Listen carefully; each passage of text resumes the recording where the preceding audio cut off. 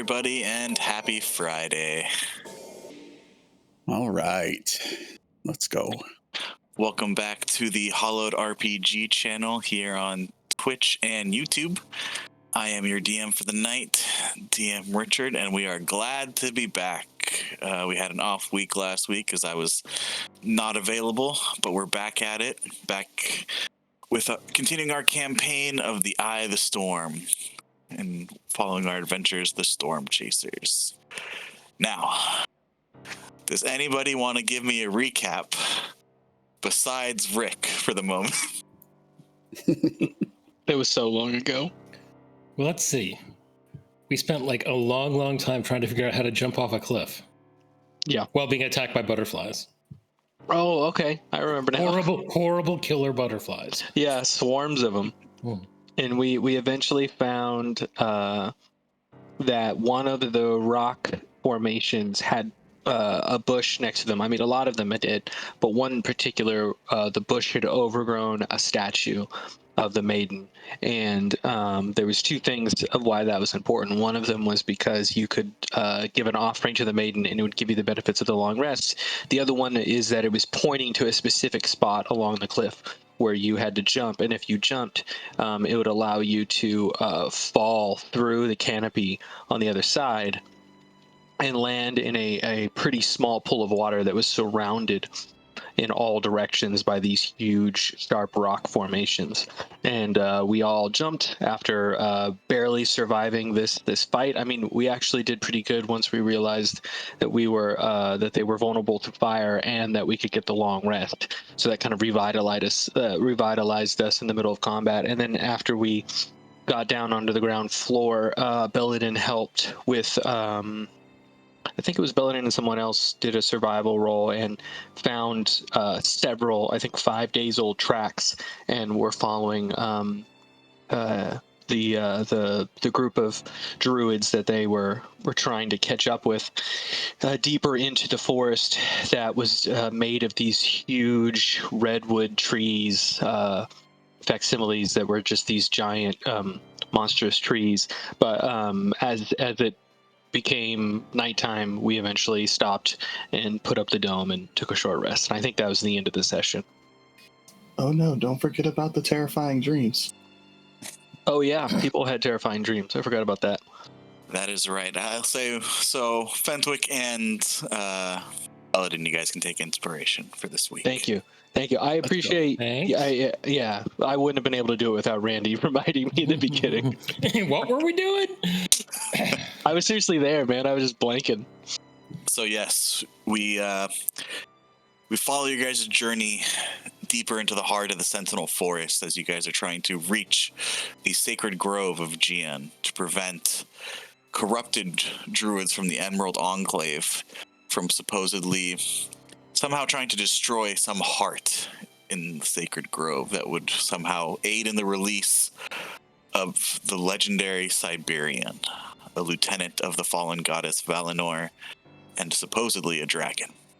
You guys had made your way deeper into the forest, eventually losing the tracks, but continuing on in the same direction until night came, and you guys took your long rest, with both Core experiencing some visions while in his meditative state, and and Fentwick having strange visions of a past that's not his own.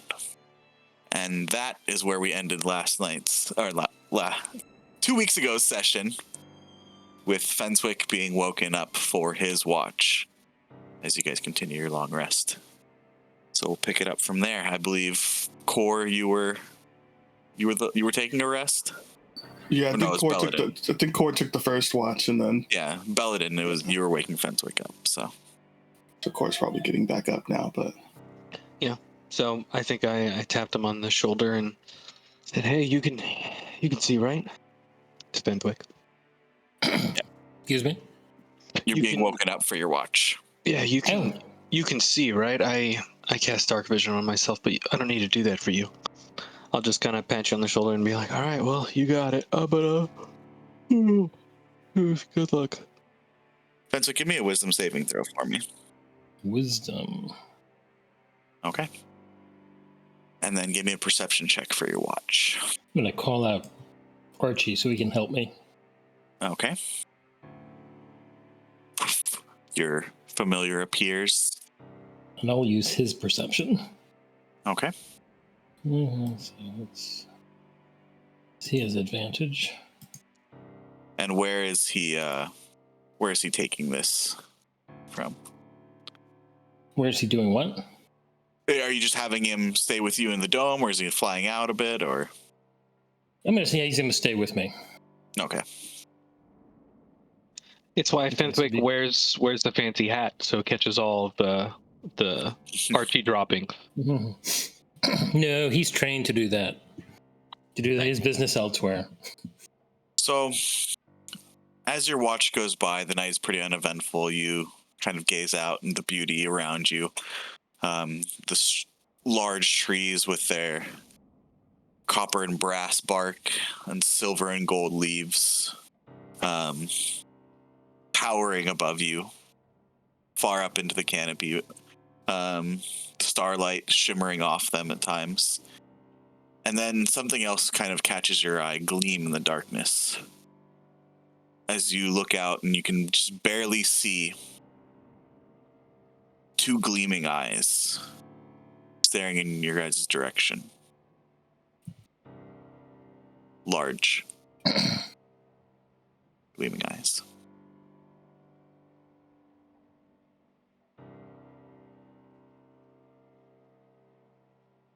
How large is large? And roughly how far apart are they? With your perception, they would look like they would be kind of front facing on a type of like beast, you know? Hmm. And they are pretty large eyes. You would expect from a very large creature. Give me an intelligence check. Or give me a nature check, actually. Yeah, you're asking the person who's good at it. 24. Yeah. You figure whatever kind of creature these eyes belong to, they'd probably be roughly the same size as the giant boars that you encountered in the hills.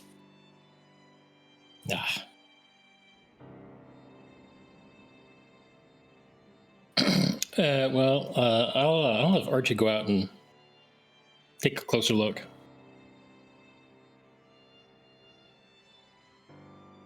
Okay.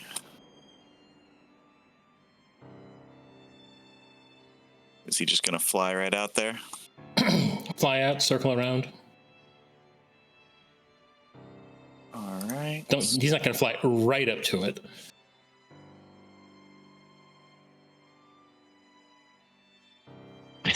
It just goes right up to the face. Hey, who are you? What do you want? So as soon as Archie flies out of the dome, the eyes disappear into the darkness. Yeah.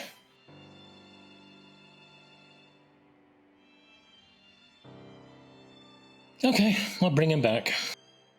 All right. And still, all around you, coming like around the dome, staring at you and Archie and your companions sleeping, coming out from the branches of the trees, the rocks around you, the little streams, are a bunch of little creatures with white masks and dots, almost all black bodies, with this kind of wavy, tangly, curly hair that seems to flow as if underwater.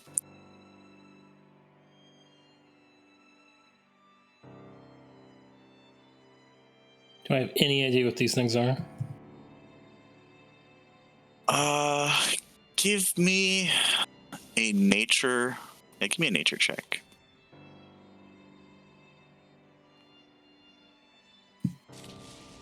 Mm-hmm. Let's go, Fenwick. Mm-hmm.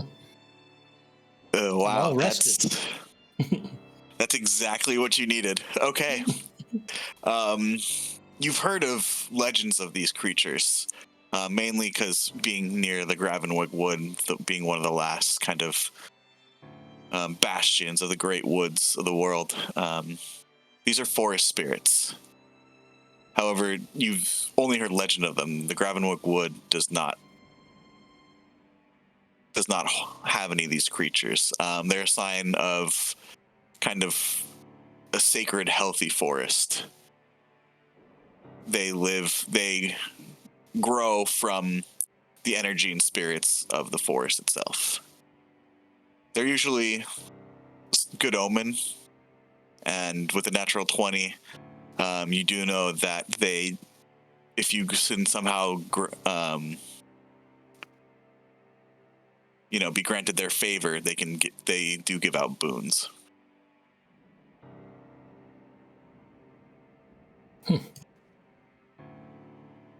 Do I have any idea what would be required?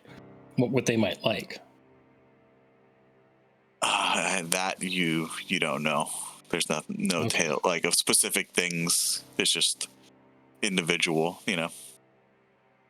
Depends on the circumstance. I grab some owlbear jerky, toss it out there. You see kind of two of them pick it up, examine it. They have no mouth. They have no eyes, really. It's just this kind of porcelain type mask around them. And then they kind of cock their heads at it, and you see them just kind of scurry off and run up the tree and into the tree.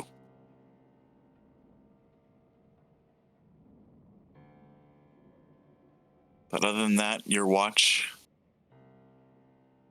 goes without a hitch. You guys are awoken as the sun starts shining down through the canopy. Once again, you'd expect with this thick forest canopy and how large the trees are that this area would be kind of almost shrouded in perpetual darkness. But the light seems to shine through and shimmer and reflect off both the bark and the leaves of these trees. So the area is well lit below. The dome fades. You guys get your long rest. Yay! The day is yours. Get moving. Burn a daylight. All right. Who's taking charge? Who's marching order? What are you guys doing? I'm gonna be in the front. All right. I'll be, if I can, near Belladin, like on his shoulder or off to one side. I'm just gonna be sprinting. I'm sprinting full speed to try and lose him as quickly as possible. No, That's impossible. I'm just kidding. I know you have like ridiculous movement speed. All right. Belladin, give me a wisdom saving throw, please. Yes, sir. Okay. It's a 24, sir. All right. You guys head out deeper into the forest. Belladin, you leading your companions, sure of the direction that you were headed in last night to continue along the path, along the same trail or direction at least that you think the corrupted druids from the Emerald Conclave are going. And as you guys are walking about through the forest, these forest spirits kind of walk along with you, running from branch to branch, from stone to stone, stopping whenever you guys stop, but just watching playfully, almost like children. 1 hour goes by. 2 hours go by. Let him give me a perception check. Yes, sir. 21. That's 21. Okay. So after about 4 hours of walking through this forest, Belladin, you swear you've seen that exact rock and tree around 2 hours ago. Oh no. What are you doing? So Belladin is going to instantly stop and hold his hand up, and so the rest of the group will stop and just kind of close his eyes and think about the training he did with Elrala and his own experience with nature and plants and survival training and his walk across the continent before he even met this group. And he realizes that when he's traveling in his favorite terrain like this in a forest, that he can't become lost except by magical means. So his like his hair stands up on the back of his neck as he realizes that there must be some magical influence, like deterring the party, and he's gonna look back at Fenthwick and ask Fenthwick, do you sense any magic affecting us? Because we shouldn't be going in circles. And Belladin like points to the tree that you mentioned, and he goes, we definitely passed this tree earlier, and I don't normally based on the training I had with Orala, that shouldn't be possible. We shouldn't be lost. Do you feel like something is affecting us? I don't think I feel anything unusual.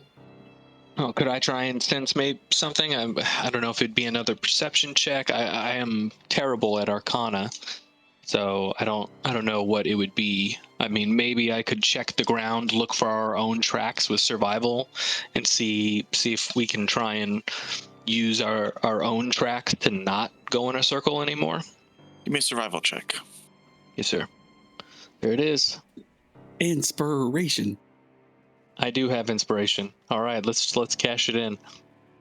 Dang, 26.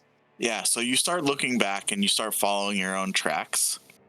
And at about 30 paces behind, let's say, Cora's in the back, you tell everyone to stop. They're not moving. You double back around 30 paces. Your guys' tracks disappear. Ah, okay. Well, they're not going to be in front of us either. What would you say about these little creatures that can help us, Fenthwick? Well, that's the legend. Everybody give me a perception check. Oh, Rick did bring up a good point. That would be a 30 because of my proficiency bonus, or my explorer bonus, because we're in a forest. But Yep. I mean, I found those tracks pretty well, but they still disappeared after 30 paces. Oh, 20. Hal, as they're having this conversation and you hear Belladin asking Fenthwick about these creatures, you see that some of them have started to move away from you in a line to your left. Like they're just hanging out on the branches of the trees and the rocks, just still watching you guys. But whereas as you guys were moving through, they were kind of shadowing you on either side, right? And now a group of them have started to appear or have moved over to your left. I'll point to the group. Our little friends over here were over there, and I'll point to my right, but now they're all on that branch over there. I'm not really sure what that means. Maybe we go left here or go right here, or maybe they're leading us somewhere. Is that what you think? could be. Can't hurt. Can you talk to them? I can try. Fenthwick, what did you say? What kind of creatures are they? They're spirits. I mean, they're related to the magic of the forest. Okay. What happens when we try and walk towards them? Do they just like keep their distance? So as you walk, where are you walking? Like if they're on the left now, I guess we would start to veer in that direction, and then like they've been kind of shadowing us on either side. What happens if I just turn and walk towards the group in like a non-threatening manner? So the first ones kind of just stand and sit and watch, and as you start moving as you get to where they are, they start moving deeper to where the other ones are, and then they stop and wait. I'm just gonna turn back to the group and be like, yeah, actually, you're totally right, Hal. I think they want us to follow. Well, I don't want to go in a circle again, so after you, good sir. Forest spirits, no hungry? I mean, They don't appear to have mouths. Okay. Let's go. Hopefully they're not hungry for us. All right. So eventually you start following these forest spirits deeper into the forest for another hour, 2 hours, and then each time, whenever you stop, they stop, and then just watch you. And then as you continue forward, they kind of almost do a shuffle to make sure that there's always a group of them waiting for you just a few feet away from where you are. Nice. And eventually they lead you to a little bit of an opening as the trees have been, well, not super, like, close to each other, like where you feel claustrophobic. It's been pretty dense. There's a little bit of an opening in a small glade with some pools of, like, small ponds of water and a gigantic, massive tree, even for the ones that you've seen, probably 3 times the size of the trees you've seen before, easily maybe 100 feet across in diameter.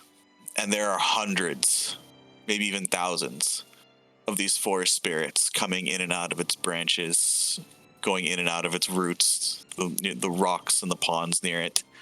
Whoever wants to give me a perception check can. What do you see there, Belladin? I'm not sure. I got a 25 though. How? Belladin, this is the first time in this forest you've ever seen signs of decay and rot. This tree is not healthy. I don't like that. I'll just take my staff and kind of point it out to the members of my party where it's ailing and affected. This is, if there's a heart of this forest, this would be it, and it's suffering. Didn't you heal that tree back at the Harpy's Nest? Why don't you do that same thing? I can try. Let me see if I can speak to it, though. And I get within 30 feet, and I cast Speak with Plants. All right. The magic enters you, and you feel your mind connected to the plant life around you. What is causing your suffering? Who speaks? I am Belladin of the Melchris.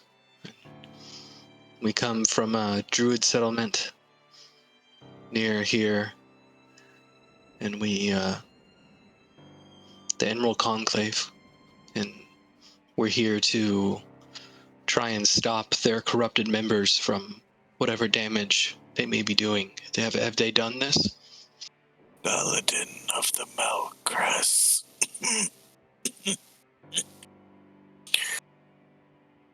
It has been generations since I have spoken with one of you. Yeah, my tribe doesn't usually come up to this part of the world. How can I help you?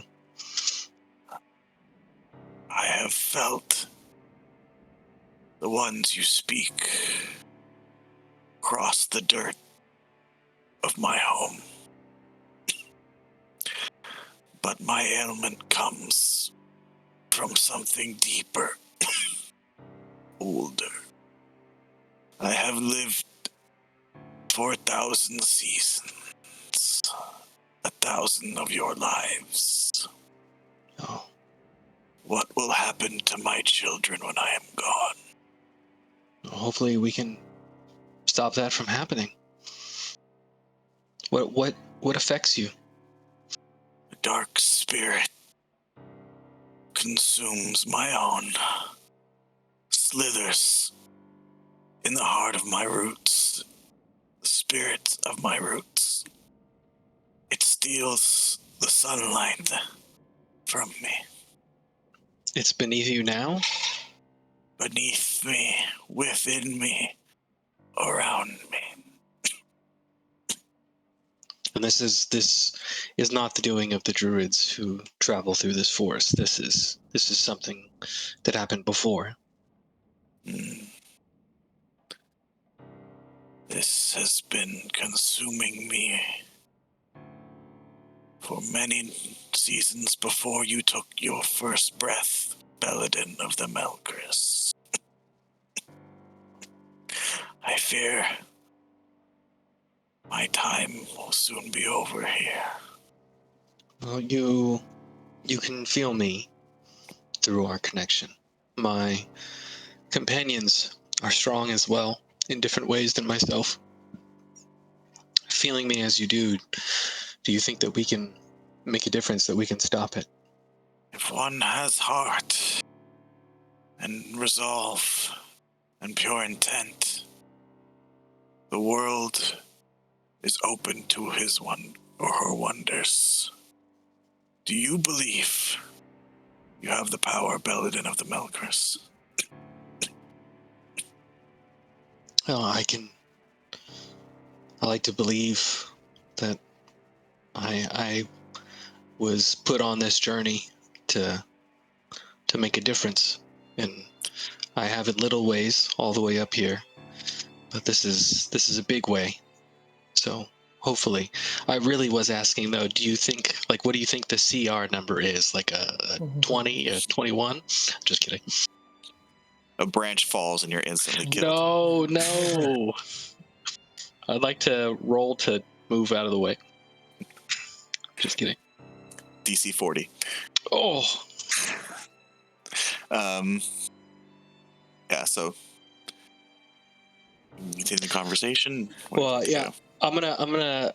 So I imagine I'm like standing 30 feet away from this tree, and the roots are going underneath the ground. And as with, I don't know if it's the way that these trees work, but with some trees, like all of the different root structures, especially if they're the same type of tree, the same species, they'll all connect. The roots will, so they create these like networks. So I imagine I can just feel this like network, the same way that I do fungal networks through my my spores. So I'm now like connected to it with my spore system, and I can like feel all the roots under the ground, and it's just spreading out from us in this forest. Give me a perception check. Yes, sir. That's the second one tonight. You reach out and you can start to feel some of the roots around this massive tree, and you get a glimpse of what you think is the network, but you can't reach beyond that. Yep. I mean, where I was going with that was to be like, do I sense where the like poison is in the root system? Can I feel that? But I imagine with a natural one, no. No. Yeah.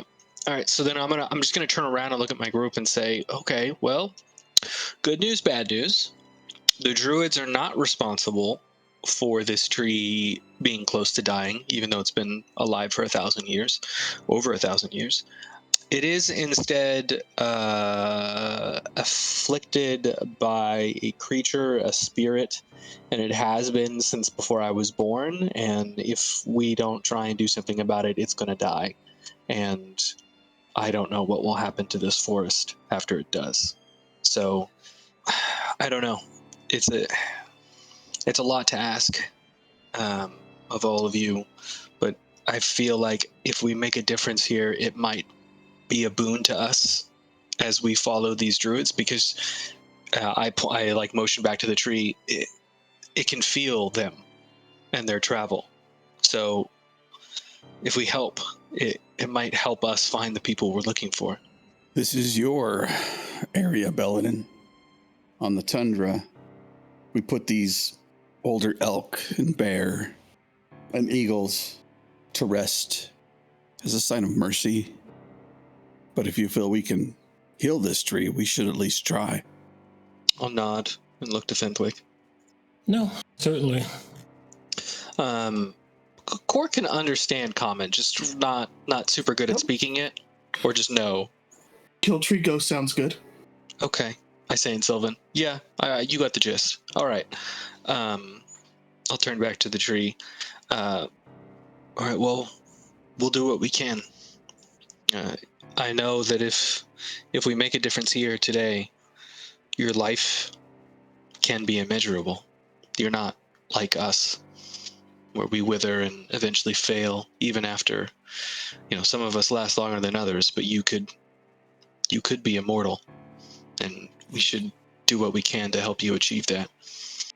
The Sentinels of Gian do not rest. Exactly. So, how do we help you? Do we need to dig? Is there a way down? You believe yourself to have the power. If not us, when will the next group of insane adventurers show up? Then, search within yourself to see how you would solve this problem. All right, so we're going to do a skill challenge. Voice. So you guys can tell me what you're doing and what you want to use to try to help this tree. Don't everyone go at once. A very specific set of skills, and they are not usually nature-based. Yeah, he looks around for something to punch. Is there anything visible growing? You know how like in forests they have the weeds growing up and wrapping around some of these larger trees. Is there anything visible that I can pull off the tree? I mean, you can see some of like kind of rot and decay of certain portions of the tree and the roots starting to take hold, but there's no like outside other vegetation you can see, like other than what you've seen around in the forest be normal, like the whole forest floor is covered in this like mossy, you guys haven't been walking really on dirt so much as thick layers of moss and vegetation. What would you guys like to do? Yeah, just thinking. Yeah, looking at my spells and my features and. Mhm. All right, just want to make sure.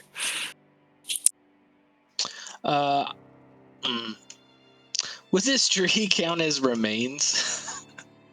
What was that? Would this tree count as remains? Not yet. Okay. That's what you So guys I'm are gonna trying try to prevent. something. All right. I'm go for it. gonna rage, and then I'm gonna push my ancestor. I'm gonna lean against the tree and put my hands at the tree, and then I'm gonna rage, and I'm gonna push my ancestral protectors into the tree to see if there are any untoward spirits around, and maybe they can, pull them or tear them or rip them away from the tree's roots. Okay. Give me a Constitution saving throw, please. Or no, what would I want you? Let me see. I'm trying to think. Because that's creative. So let me think about what check that would be. So how does your ancestral protectors usually work, right? You have to attack something? Yeah, I put it in chat. Okay. They're spirits of my ancestors that encircle beings to help prevent them from harming my friends. Okay. Why are okay, so they appear when you're raging. Oh, that's cool. I didn't know that they appeared every time when you were raging. So every time you rage, there's like these spirit wars around you. I thought it happened only when you hit. Nice. Dude, he's Legion, bro. Yeah. So as you guys have seen quite a few times, I'm going to describe it because I didn't realize it happened every time you're raging.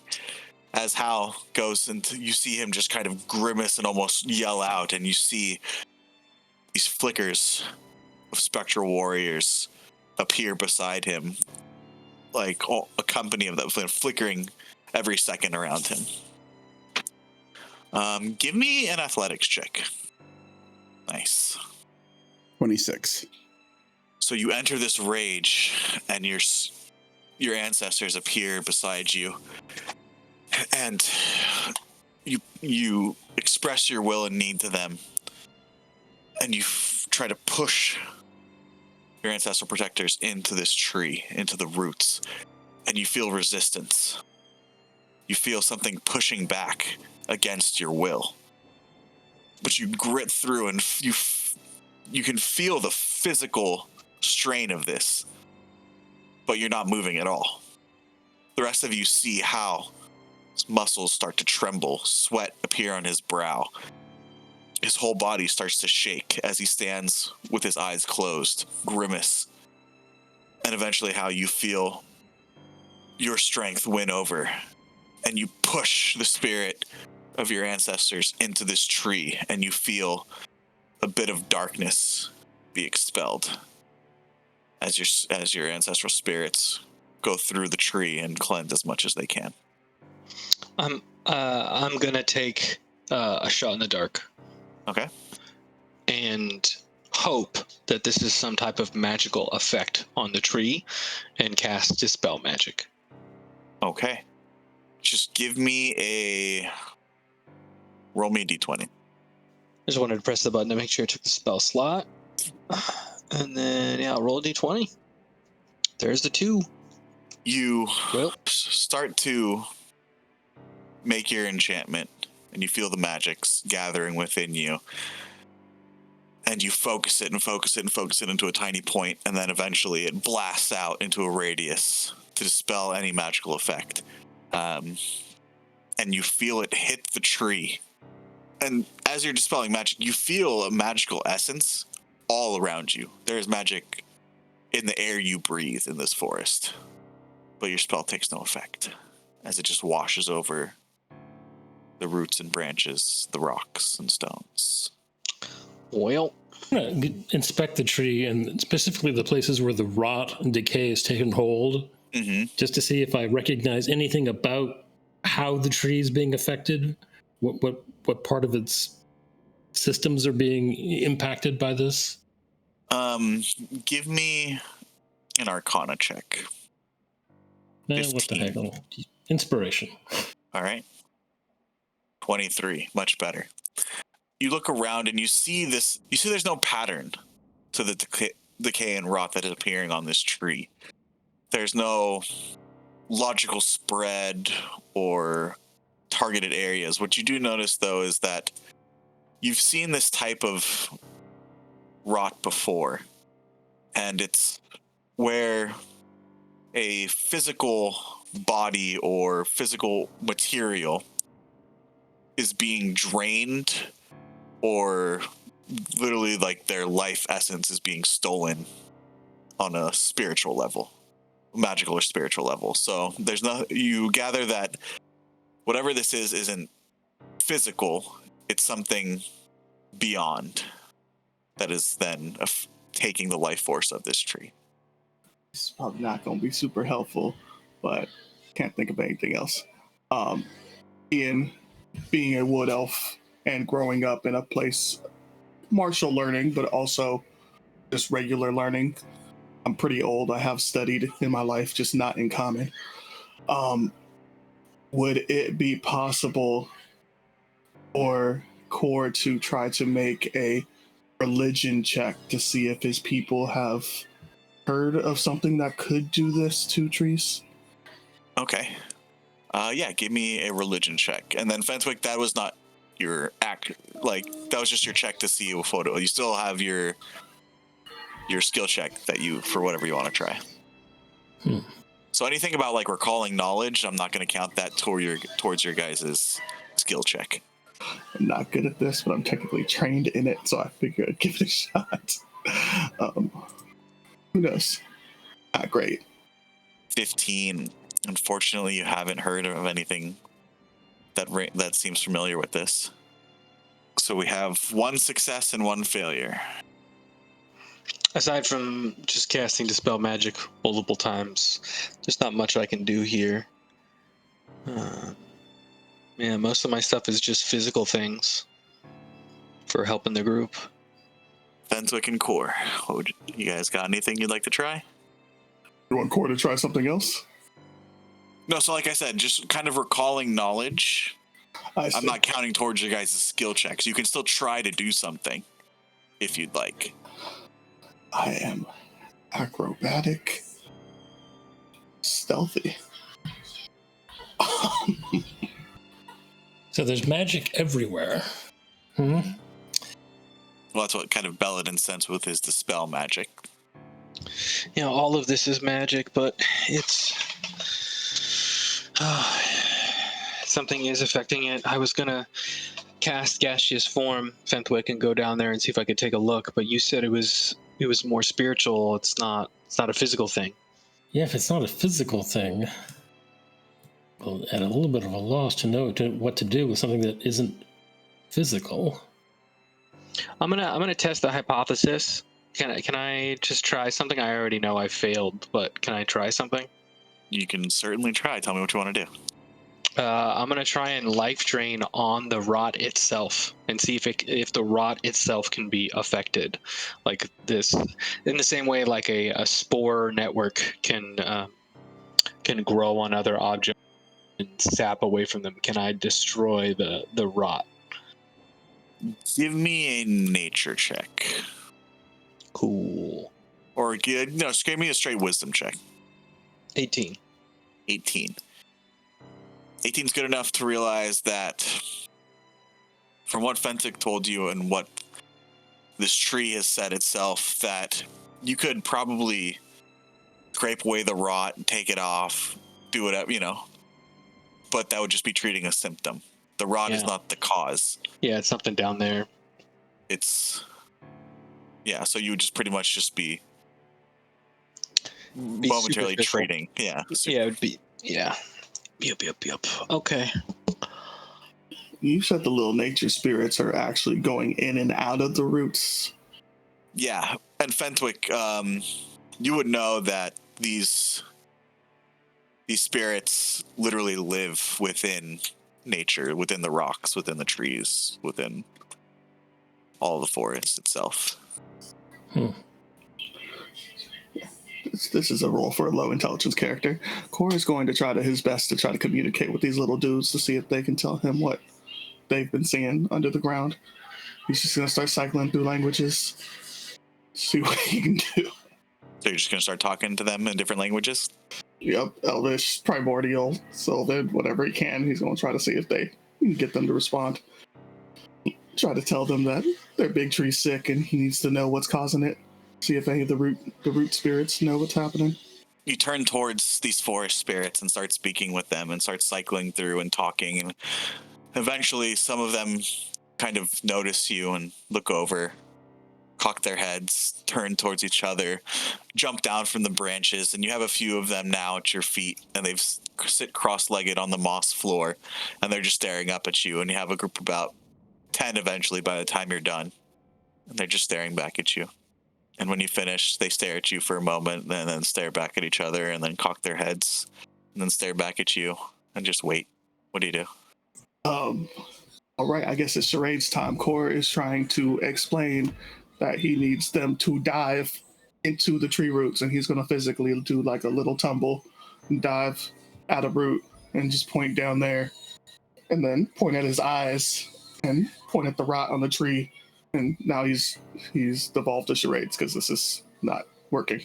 And the entire time, the 10 of them that have kind of been your audience sitting on the ground are just mimicking you completely. Movement for movement. And then when you stop, they just kind of cock their heads towards you. All right. Thor thinks he's onto something, so he's going to continue this in the background, but it's not going to be helpful. In the background, Fentwick, Belladin, and how you guys see Core leading almost like a little calisthenic group. These forest spirits going through odd motions and tumbling. There's about 10 or 12 of them now that are just copying Core exactly. What would you guys like to do? Well, if no one else is going to try anything, then I'm going to try again.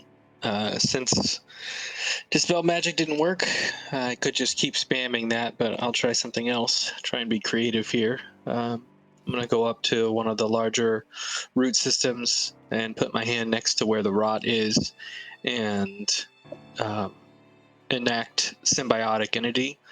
But instead of it going into me, I'm going to try and force it into the root system to try and go down to where this spiritual parasite is and try and combat it with my own fungal infestation to see if I can get down there and fight it. Okay. Give me a spell attack roll. Yes, sir. 22. 22. You feel the symbiotes in the air around you kind of thicken, and you feel connected to all of them at once for a moment. And you focus them on the root next to you where there's some of the rot, and you feel the sickly darkness as they enter the area around it. And they start to cover the root itself. And you find yourself willing for them to be pushed deep within the core of the tree and the roots itself. And once again, you all see Belladin now shake and tremble with that same strain as Halbar, as you feel something resisting your symbiotic entity, pushing back against it. But you're able to force your will through. And as the symbiotes take effect, you feel some of the darkness leaving the tree. The 32 temporary hit points are given to the tree. Yep, that was the plan. Very cool, thank you. So you have 2 successes, 1 failure. You sense, Belladin, that there is still some darkness left. Yeah, I still have my hands there, just trying to force whatever of my willpower I can to continue helping after that. But I'll look back at Fenthwick, who's the only one not playing charades with the forest folk, and say, I think we've done something, but it's still in there. Well, I don't usually do this, but I'm going to fall back on my clerical training and literally just pray to my god. Divine intervention? Not a divine intervention. You can't do that, but no. First level clerics not doing divine intervention. That's true. I forgot. You were only one level. But just, something like that. If he can intercede in any way to give me insight, knowledge here, chuck out whatever's inside this tree. Okay. Because I got nothing. For the first time that any of you guys can remember, Belladin, what religious artifact do you have on you? Do you have like a... I do have a... let me find it here. I do have an amulet. Yeah, you see him take out this amulet that he has under his breastplate. And he's kind of clutching it in his hand. It's hard to see what exactly it is. And you see him close his eyes. Fenthwick, give me a religion check, please. 18. You feel yourself for the first time in a long time praying to Merlis. Not just using the skills and power and knowledge of the arcane weave around you, but actually praying to Merlis himself, the source of all magic. And you feel and hear nothing. And you open your eyes. The tree remains the same. Belladin, at this point, your talk with plants is still up, right? It's 10 minutes? Or an hour? Mm-hmm. Yeah, 10 minutes. 10 minutes? So probably getting to the end of the 10 minutes. Yeah. You indeed have power, Belladin of the Melchris, as do your friends. But I feared you would not be able to expel the serpent here. I feared it would come to this, for I wish no harm to come to you because of me. But if you wish to continue, I will open the way. And at the base of the tree near some of the roots, you hear a loud creaking noise as a bunch of these forest spirits gather around. And you see an opening appear as the tree and roots spread themselves. Pitch black. What do you guys like to do? I'm gonna look at Hal and say, do you want to use your gem, or should I make it so that way we can see down there? I can use my gem. That's not an issue. Okay. I look back at Fenthwick. I speak in Sylvan to Core and I say, hey, Core. Yes. I think I'm gonna stay in Sylvan for a second. Would you be willing to go down with us into the tree and possibly take this thing out? Of course. All right, he said serpent, just to give you a heads up of what we might be facing. And then I switch back to common and I say, it's opened the way for us, so that way we can try and fight this thing. Maybe the successes we've had will make the fight easier, but whatever this serpent creature is, this may be difficult. So if everyone is willing, let's go. Yeah, and I believe Core was told to go into the tree, so he is actively going into the tree. Okay. You see Core step into the pitch black. I think he has dark visions. Yeah, Core, it is. You look in, it is pitch black. Dark in here. Okay. Halbar, do you go behind him, your gem of brightness? After the first inch of bark and root and tree, it is pitch black. I'll be following from behind. No, follow him. All right, you guys all step into this passage that has been opened underneath the roots of this tree, great sentinel tree. And you feel yourself falling, free falling for a moment as you take a step forward and you just fall. Your face going forward, like you've fallen off a curb almost. And for a moment, you don't hit anything. And then you feel the splash of water hit your face as you come up. And you're sitting in about a couple inches shallow, deep pool, pitch black. Hal, your gem is on, correct? Yes. What is that's 60 feet, right? 30 and 30. 30 and 30. All right. The rest of the group looks up, and Belden is just floating down. Unless we magically were tossed down.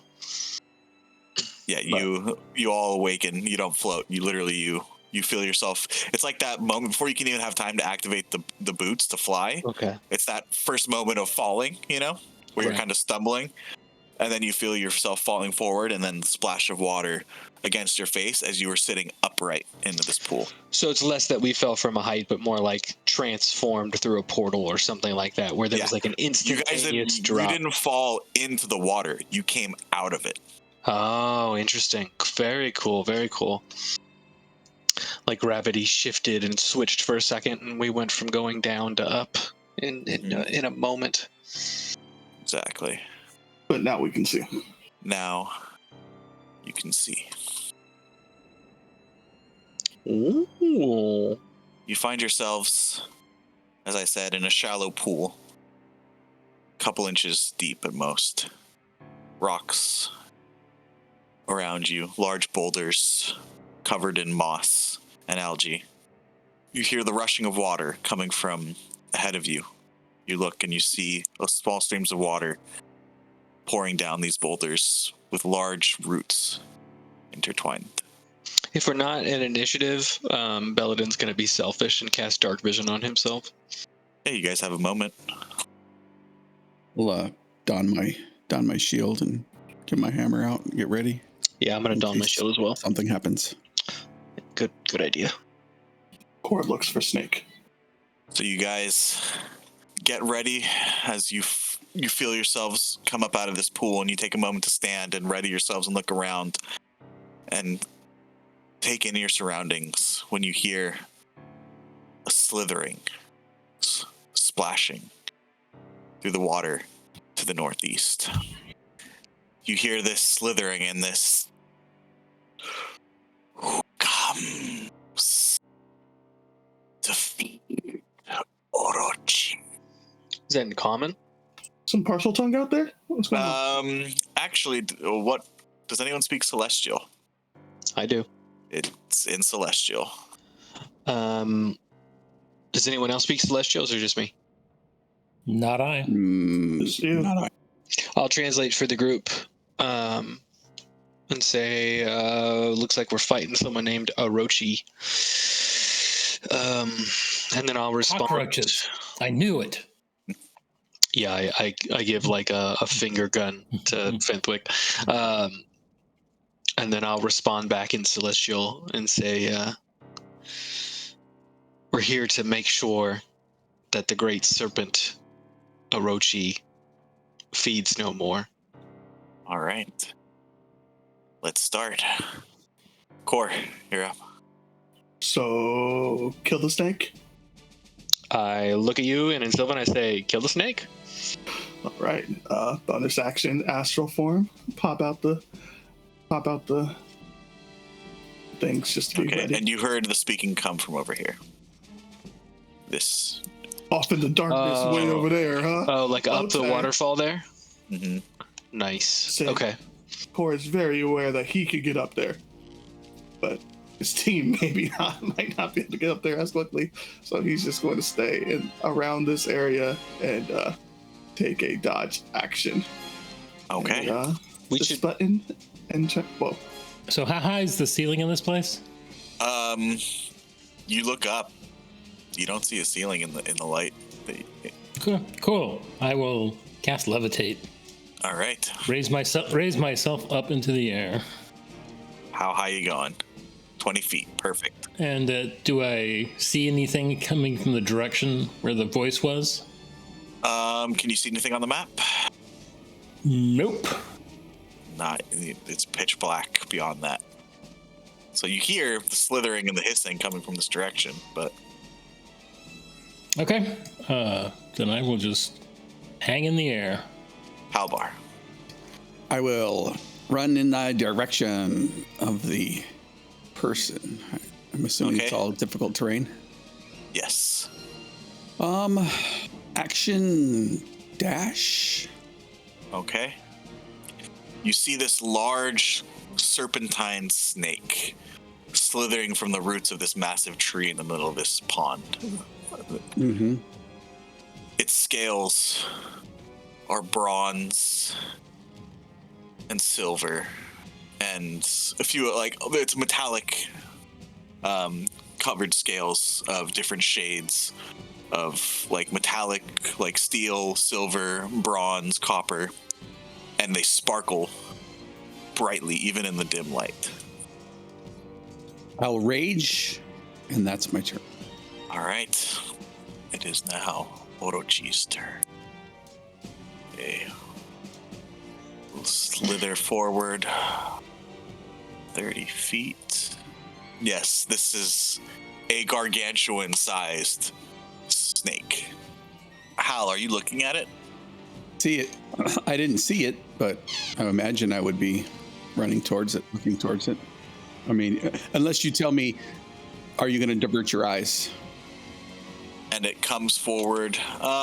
Give me a wisdom saving throw first to see. Okay. Okay. 5. So as it comes forward into the bright light of your gem, the scales shine with a blinding brilliance. And as you have no idea what this creature is, that you would be, as it's coming forward, you were looking at it. So you are stunned until the end of your next turn.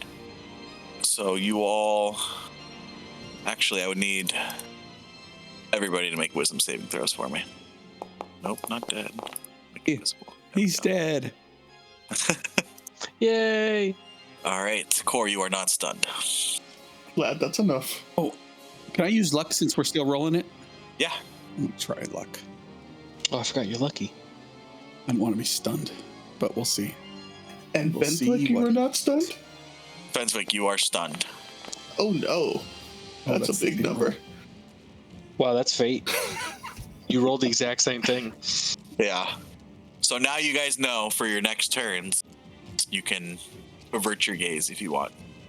But as it first comes into the bright light of the gem, the scales shine with the blinding brilliance. And it is going to make a bite attack on you, Hal. Sure, that's... Yeah. All right. That will be an advantage. It's a 32 to hit. That hits. Okay, you take 24 piercing damage, halved, and 23 acid. You are stunned, so you automatically fail the dex save. And you are swallowed by this creature. So the light goes out. Yes, actually. Well, luckily, Core, can you see in the dark? I can. I'm pretty sure Fenwick, you can as well, right? Yeah. I can as well, so we'll be all right. Okay, so the person who needed the light kept the light. That's good. Yep, he's got the light with him in there. So you guys see suddenly as Halbar, well, Fenswick, you don't, you're stunned as well, but as Halbar lays dazed, looking up at the brilliance of this creature's scales, he is instantly snapped up and swallowed. So you are currently blinded and restrained as well, Hal. Okay. Blinded by the light. Doesn't. And then it's going to. It has 10 more feet of movement. So it's just going to slither down. And that's its turn. I'm still going to move where I was going to move. And then target the big snake. It's a 19 to hit. 19 hits. All right, for 6 necrotic damage. And the sickly green hand stays attached to the giant snake. Okay. All right. And I still go up 10. I go 10 feet and 20 feet up. And that is my turn. All right. Now, Core, you're able to go. Core draws his bow and does not shoot at disadvantage because he can see from here. Yes. And we'll take a couple shots at this guy. Why? Is it because I didn't say Kimberly first? There you go. 26 Kimberly. hits for 12. You said Kimberly and you rolled a 26. There we go. Kimberly is my guardian, my archer angel, so I need to bend back up to here again. That's so That will funny. end the turn. That's so funny. Fenswick, So am I you are stunned. for this entire round? Okay. Yeah. Well,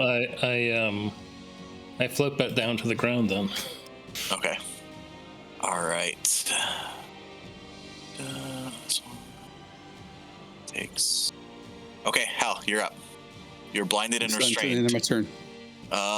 Until the end of its next turn. You said That's right, my you got- turn. Yeah. Yeah, I'm reading at the target's next turn. So yeah, because I forgot you got stunned right after yours. So yeah, you were stunned, blinded, and restrained.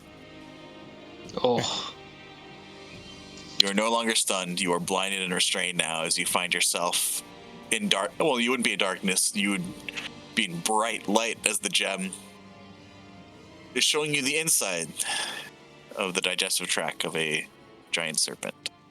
And you take 22 acid damage. All right. All right. It is now the Titan Bow's turn. All right. Just gonna keep going forward.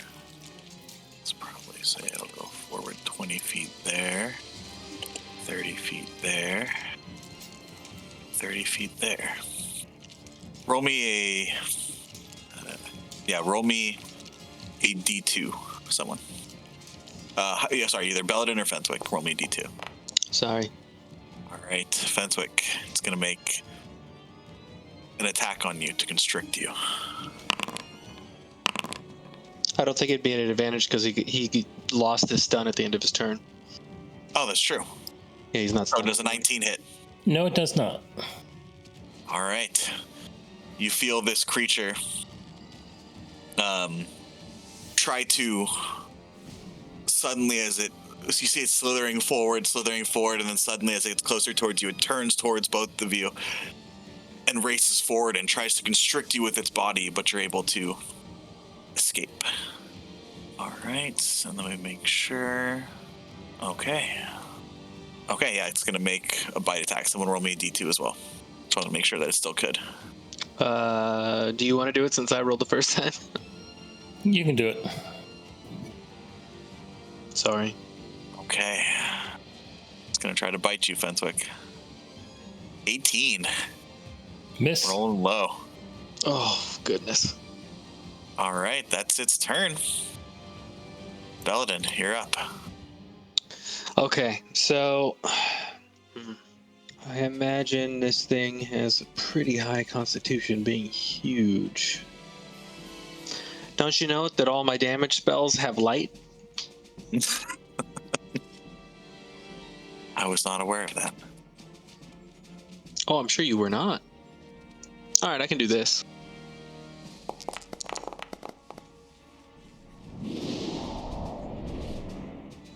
DC 17 Constitution saving throw. Okay. Oof. And 22. you rolled a 17, I so rolled a that's 17. 7 damage. All right. And you do not get pushed back. All right. Anything else, Paladin? As you hear this thunderous sound and you feel this wave of energy, how you feel yourself jostling with inside this serpent's esophagus. I guess you'd already be in the intestine if there's acid. Does that mean I'm on my way out? I go up another 10 feet. A little bit longer ride. I go up another. Go ahead. Maybe he has GERD, you know. You never know. Yeah. Mm-hmm. So I went up another 10 feet and moved 20 feet. So I should still be within range. Okay. Yeah. And This thing is gargantuan, so. yeah, yep. So I'm now 30 feet up, and that's going to be my turn. I can click it. All right. Core, you're up. Oh shit! You might be muted. Oh no. Yep. Yeah. Core did not understand the assignment on the first turn. Backing up was not what we were doing apparently, so he will reverse. And let's see if I can pull my JoJo. Oh, I guess, sorry. He wouldn't have been able to move there. He would have been able to move there. Come on, man. I can still reach him though with the astrals, right? Yeah, let me just move you over one, Belladin. Because I didn't realize I was in your square there. Couldn't have done that. Yep. He's a big boy, so I can still reach him. So we are going to punch. Let's see. Punch, JoJo punch. Come on, what is with those? No 10 more will not hit. twos.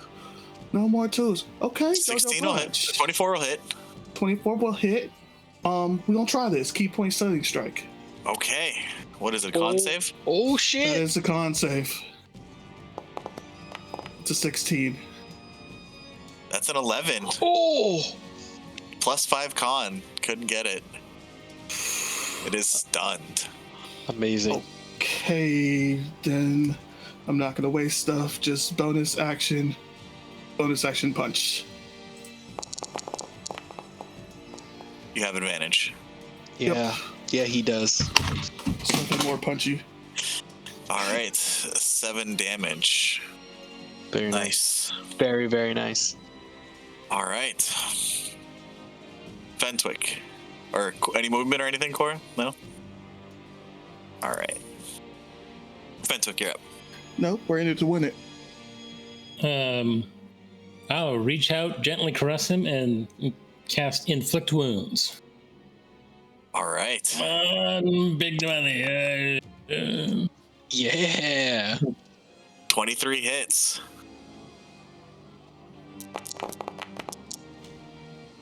All right. 22 damage.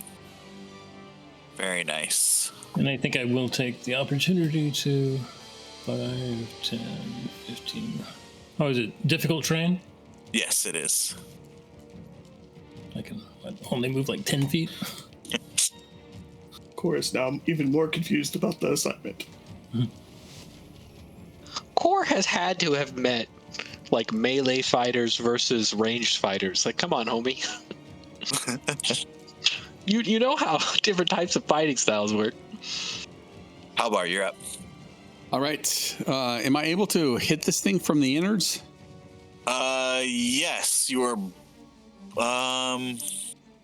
Yeah, because restrained would just give you disadvantage. Blinded and restrained would just give you disadvantage, but he's stunned. So it's just a regular roll. Great roll. I'm assuming I can't crawl out of him because my speed is 0. Yes, no, you cannot. You are restrained, Okay. so but you can attack. Beat that threshold. Oh, so close. 16 hits. That's 14 bludgeoning. Okay. Second attack. I'm going to use luck. Okay.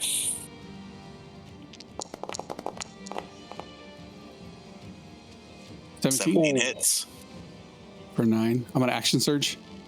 Okay. I'm going to use luck. Okay. Because I got to get out. It's not going to help. Oh, 13. 13 just barely misses. Okay. Last attack. That's a natural Boom. 20. Let's go. There you go. Natural 20 for 15 damage. 15. Nice. Bonus action, second wind. Okay. So you feel, so you take your hammer and you start smashing against this creature as you feel its muscles relax, and you're just able to get just enough to start hitting it like better. And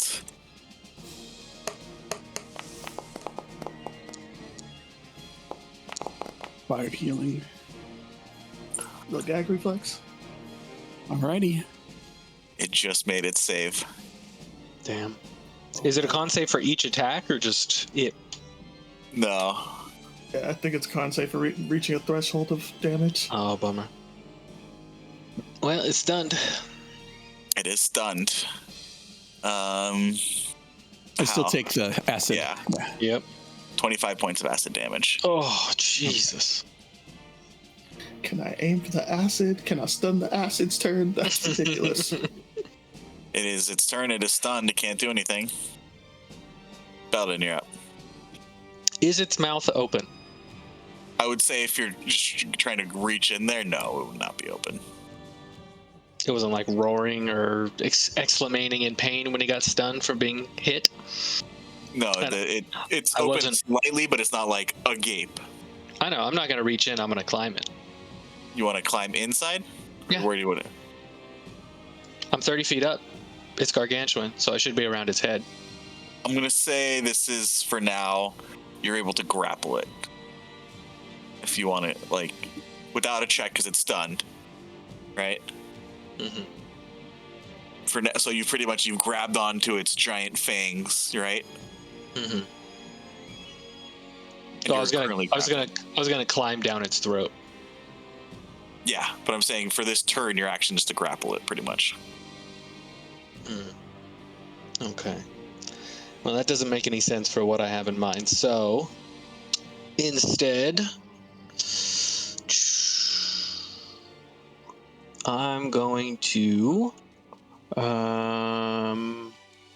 Unfortunately, the stuff that it will fail, like dex or strength saves, involve light for me.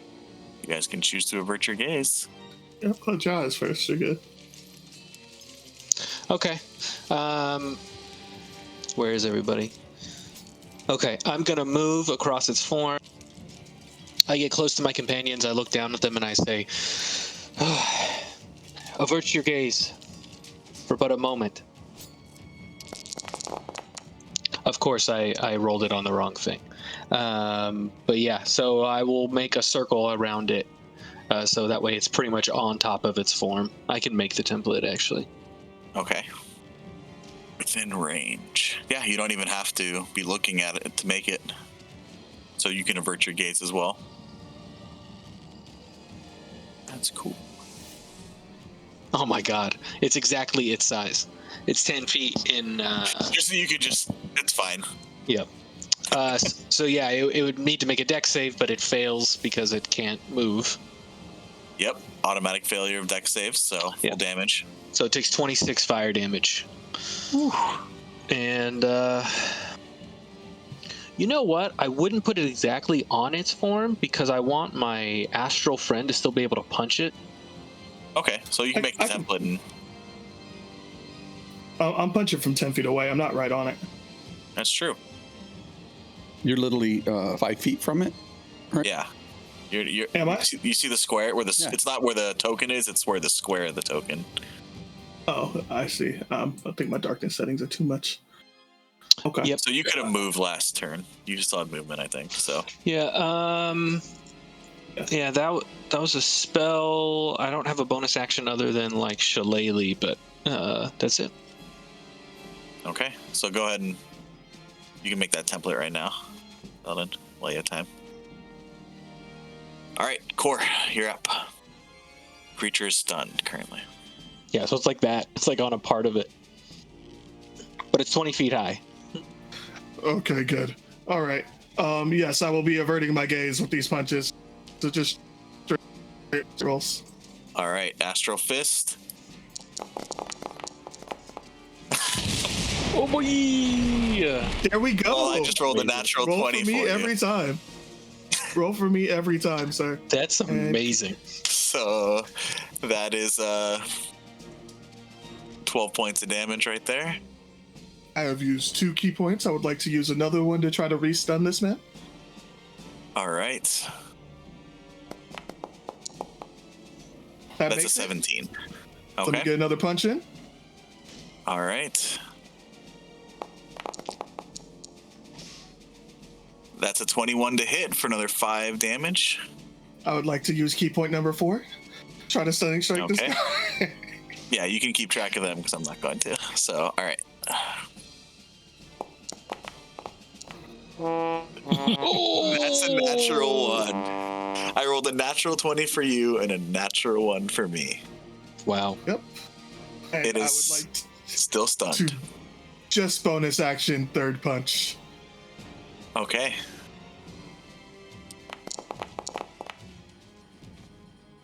$18 hits Hell yeah. All right. for another 9 force damage. Still doing my thing from afar. Appreciate it. Or we'll stay here. Okay. Fentwick, it is your turn. Are you averting your gaze?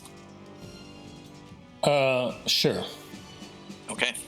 So So you cannot use any spell that relies on sight of the target, and any attack rolls have disadvantage. So it's stunned, so it'd be a straight roll. It's gonna cast Lightning Bolt, which says, Deck save, right? yeah, it's a deck save, and it also it just says any direction you choose. Yeah, you don't have to. It's coming from you, right? So you don't have to see Right. where you want. You just point it to where you want it to go. Okay, so it automatically fails. Automatically fails the deck save. Yep. Amazing. Oh, damn. Wow. Ooh. Be like it. Incredible. Yeah, that hurt. Its scales are starting to fall off. You see this kind of glowing blood start to pour from its wounds. It's not looking great. And I'll move a little further away. Just in case. That's the end. So All right. Pretty good turn, I gotta say. Halbar, you're up. 17 17 hits. for 9 bludgeoning. Okay. Still up. And an 18 for 15 bludgeoning. Ooh. All right. It's now starting. You see all this blinding, almost bright blood and ichor oozing from its body. Its scales are starting to crack. Its eyes, you see even this blood coming from its eyes as it's hissing at all of you. You see it like, you see actually Hal's hammer strikes kind of punching out, kind of almost like Alien, that scene in Alien where he's about to burst through the stomach. Still hanging in there. Okay, that's my turn. Oh. Yeah, that's not enough. Oh, not enough for the con save? No, Damn. Oh, that's a lot of numbers. all right, you take 22 points of acid damage, Hal. Oh, he's still up. Okay. It is stunned. Belladin, you're up. Well, I keep concentrating on Wall of Fire, so it would take damage at the end of its turn. Oh, that's true. Because it can't move either. 'Cause it's stunned. Yeah. So that's 19 more fire damage. Belladin. How do you put an end to this serpent spirit, Orochi? So I'm up floating in the air about 30 feet up, and sorry, an alarm just went off on my phone. Let me turn that off. You cast Toll the Dead, got it. Yeah, no, the alarm is when Orochi was gonna die. And I say, whatever infection that you brought here, it was your undoing. And I hope any creature like you will learn of your demise and not try and infect another tree. And as all of its scales are burning and everything, I'm going to wait until the right moment to remove the wall of fire, so that way whenever Hal emerges, this is supposed to be like a spiritual realm or something, right? We're not even like in the material plane for a second. We're in this like weird place. So I don't know if this snake is going to dissipate or what, but I don't want Hal to take damage. So as soon as I see that the creature's dead, I'm going to turn off the wall of fire. Okay. So the wall of fire, it starts to catch, and you see now these iridescent scales burn, and as the fire, your wall of fire was this brilliant kind of orange and yellow, right? But as the scales burn, they turn into this pale blue, and it starts to move up from the tail all along the body, this kind of burning blue flame, as it consumes the snake's form. And you see this kind of iridescent dust, almost instead of smoke, appear and drift off above it, and it starts to consume the entire snake's body in a spiral pattern up and around. And you hear it hiss in Celestia once more, Belladin. You can't kill that which does not die. I will return. And then the body is consumed, and Hal, you fall prone on the ground as the body dissipates, and we'll end combat. And you see Hal appear in the pool, splashing all the acid off him, and you can see the burn marks covering his body as the acid was eating away at his flesh. We're going to end combat. What would you guys like to do? Jeez, what a sore loser that guy was. Oh, appreciate it. Thank you. As the gem is glowing once more. 21 HP to Hal. And as you fell onto the floor, the body dissipating and this dust kind of spreading out in what appears to be the night sky above you turns to daylight, and it's just a bright light sky, no blue, just light above you, and you can see the entirety of the area around you. Do you think we're the first ones down here? That really hurt. I'd like to take a few minutes and sit down while you guys traverse the area. Maybe there's a stairwell, maybe there's ropes we can climb a way out, but I'm going to sit right here for a second. Okay. I'll cast Cure Wounds to help you along. Oh, thank you. And as you guys are sitting at the base of this giant tree that you can see now above, you hear a creaking sound, similar as to when the great tree opened up a passageway for you guys earlier. Saying the direction of the giant black thing? Yes, so it's that is just for kind of to give a visual. Is a giant trunk of the tree. Gotcha. How smart move. So climbing, yeah. Side. Yes, the skin is thinner from the inside, I've heard. All right, so you guys are you guys gonna spend more time here or go back? So we can see a opening in here. Yes, here. Well, we can blow this joint. All right, help me up, Gore, and I'll make my way both hands out. There's nothing in here that you want to look around with. You don't need any, like, maybe Belladin needs moss or something for one of his, whatever you guys do. I'll meet you guys up top. All right, and how once again You step through this darkness, and it feels almost like you're that moment where you're stepping off a curb that you weren't or was aware that was there. That moment of like just falling for a moment, and then you find your feet on the ground, and you've stepped out of that opening from the tree originally. Oh, I'll be glad when we're out of these forests, he says to himself. I want to hear fresh air. Hear it? I want to smell it. I want to hear the wind across the tundra. And the snow and ice crunch under my feet. And he thinks about warmth in the blue skin, and he makes his way back out and leans back up against the and sits down, puts his elbows across his knees as they're propped up slightly, and closes his eyes and leans his head back. And for a moment, Hal, as you're thinking about that, you feel an icy cold draft blow against you. And you smell, and you don't smell the kind of dense vegetation and heavy plant life around you, the forest. You smell that tundra once more. Just for a moment. And you feel the cold wind blowing against your bare skin, and you look around, but there's a slight breeze from the trees, but nothing like the gust that you're feeling.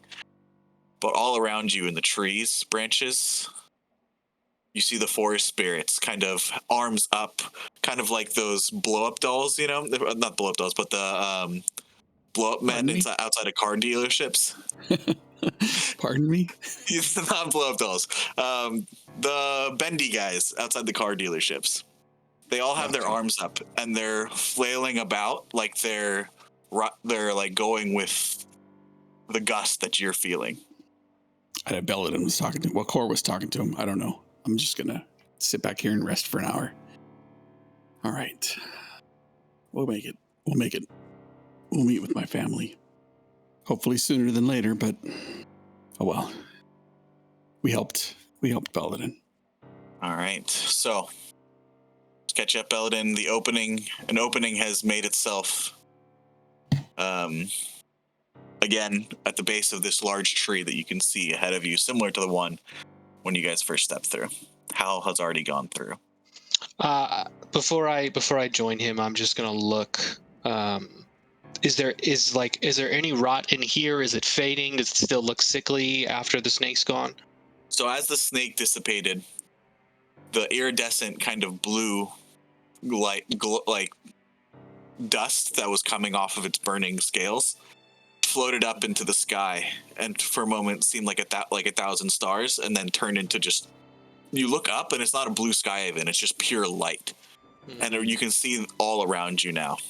And give me a perception check. Yes, sir. 23. You see now small portions of the ponds around you where what looked like almost stagnant foul water starting to run faster. And you see that kind of scum that was accumulating on top just dissipate into nothing. No, it's not. You shouldn't call Hal that. That's not nice. And you look at some of the roots of this gigantic tree that's even bigger than the physical one that you've seen. Mm-hmm. And the roots, you see where there was almost this kind of black web-like veins all running through them. They are now turning to a vibrant golden hue. All right. Lovely. All right. Belladin's going to return to the liquidy area here. Cor's still here with me, right? Yeah, I don't think Cor and Fentwick haven't gone through. All right. So I'm going to put an arm around Cor and the other arm around Fentwick and say, those were some amazing tactics there. And I think because we all worked together, Hal survived. He looked maybe the worst I've ever seen him after that snake disappeared. And if we had gone any slower or done any less, I think he may not have made it. So the tactics we displayed here today, I think we need to carry that going forward. And I look at Cor and I say, whatever it is you do when you hit them and they paralyze, let us know when you're doing that, because we have magics that rely on them moving out of the way. And it is a deadly, deadly combination. Is Hal being the decoy an essential part to this battle strategy? Look, none of us meant for him to be the decoy. Yeah. But it did happen to work out that way. But no, I mean, no one needs to be a decoy. If they get paralyzed, then we can do what we did, and it can turn the tide of battle. So let's keep that in mind going forward. And we can do that from anywhere. We can be further away than you. You and Hal can be up near them, and Fenthwick and I can be further back, and we can do what we did. Well done. Yes, we make a good team. Yeah. Fenthwick, that was amazing. And then I'm like leading them towards the way out. You mean the way I stood there for a few seconds with a dumb look on my face? Yeah, Yeah, that was amazing. but then you like pointed your finger and lightning came out of it and messed it up. Mm. Oh, is there any with my perception check, do I notice anything in there like worth grabbing? Like this is like a spiritual realm, so I don't know if we'd find anything materialistic in here, but did the snake leave anything behind? No, the body completely dissipated. Okay. And the rest of this is just kind of beautiful foliage and roots and water. Yeah. Mm-hmm. Okay. All right. Well, if there's nothing for us to grab and things are starting to turn around in here, then yeah, we should head out. All right. Let's go. And you guys all step through, and like the first time, and like for Hal as well, you take that step, and it's that first moment of, oh, there's no ground, free fall, and then a split second later, your foot finds purchase on solid ground, and you find yourselves walking out from the opening of the great tree in the Sentinel Forest. Amazing. You all see the sight of Hal resting against the tree roots. Even in his hurt condition, a slight smile on his face as you see all these forest spirits around him, almost just waving their arms back and forth, like they're being blown by a breeze, but by a gust of wind. But you guys can't feel anything. And then after a moment, they stop, and then they all look at you. At that moment, how that feeling of the gust of the tundra leaves you, and you're surrounded once more by the smells and scents and the senses of the Sentinel Forest. It was good while it lasted. After a moment, the opening behind you closes, and you see the rot that was once on the roots and the barks literally fall off, like slough off, right? Oh. And almost immediately, you see healthy new growth appear. Sprouts of leaves and small branches. The roots grow thick and strong, even stronger around it, almost like bone. And all of the forest spirits, the hundreds, maybe even thousands around you, you see start to jump up and down and hugging each other, holding each other's hands. As apparently you've healed their parent. Is Core jumping up and down and holding hands? I don't know, Core, what are you doing? Trying to hold their hands. Probably trying to hold a ball, and I can't see your names Fenthwick? if I'm not in boundary. Yes, Fenthwick. Probably trying to hold the two of your hands while I jump. You're just gonna get a weird look. After a moment, 4 of these forest spirits approach each of you. These ones seems a bit larger, their hair longer and wilder. And one by one, they raise one hand up to each of you. I'll put my hand out. I'll give them a high five. All right, they're still tiny, so they're still on the ground. They're only a couple inches tall. Oh. Yeah, we hit him with the Michael and David. You Look, probably five. took the finger. Yeah. But who wants to go first? I feel like Hal should. He came out first. He barely survived. Hal, do you have any swords on you? I have a scimitar. Okay. You see them reach their hand out towards you. And you feel the scimitar burn for a moment at your side. You feel this heat radiating from it wherever you have it stowed, and it starts to vibrate almost. What do you do? I'll put it on my shoulders and like rub out my the knots in my muscles and stuff, kind of like one of those guns that do vibrating. Heated massage wand. Yeah. Yeah, as you take it, you see it shining with a brilliance you've never seen before.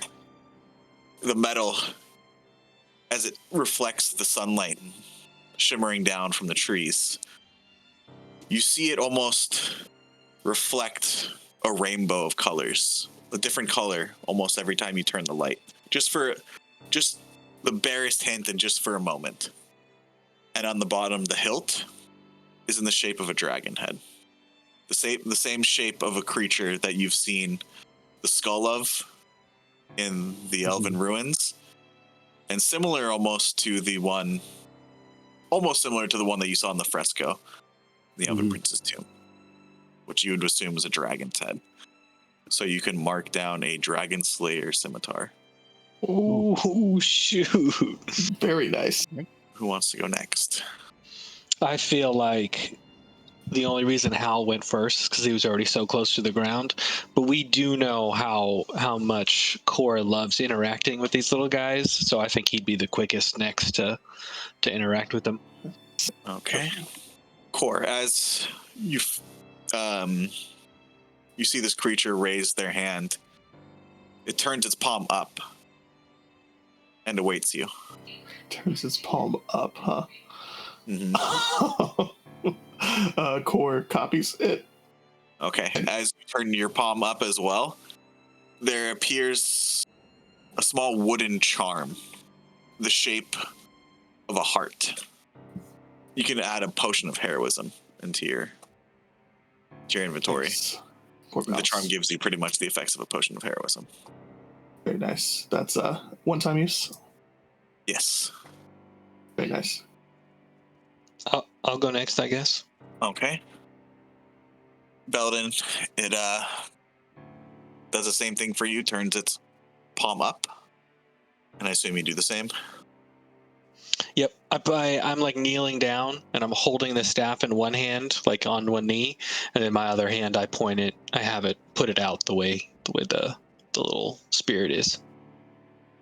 You see form in your hand a wooden charm, but in the shape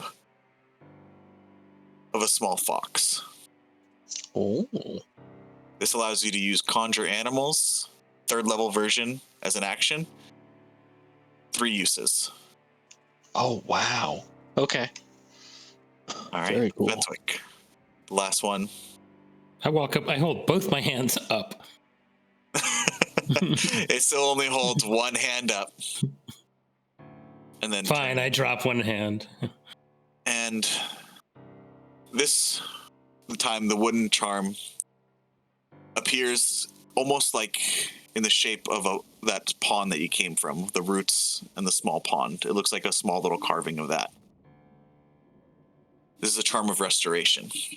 It has 4 charges of greater restoration. 4 charges of greater restoration. And with that, they kind of nod their heads to you and then return to their fellow forest spirits. And you're surrounded by these thousands of forest spirits all around you, who you've just saved their parent and one of the great beings on this planet who has stood there from almost the beginning of time. And as such heroic acts, you were rewarded with the charms of the forest spirit. Amazing. So you can continue on your journey to hopefully thwart the corrupted Druids of the Emerald Conclave and whoever this Enix is. Paladin, I don't want to sound like an ingrate, but can they help us move a little bit faster? Oh, I can check. They're like traveling with us, right? The little creatures. Yeah, for the moment, you guys are still kind of just taking a moment outside the tree, so you haven't started moving yet. Yeah. I need 45 minutes. Give me like 45. Oh yeah, he needs a rest. He is messed up. Yeah, fine. Not the second.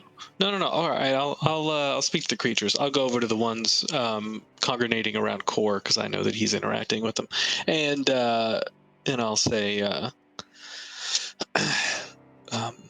given what's our goal is and the corrupted druids that we're facing. Is there any chance that you can help lead us where they are?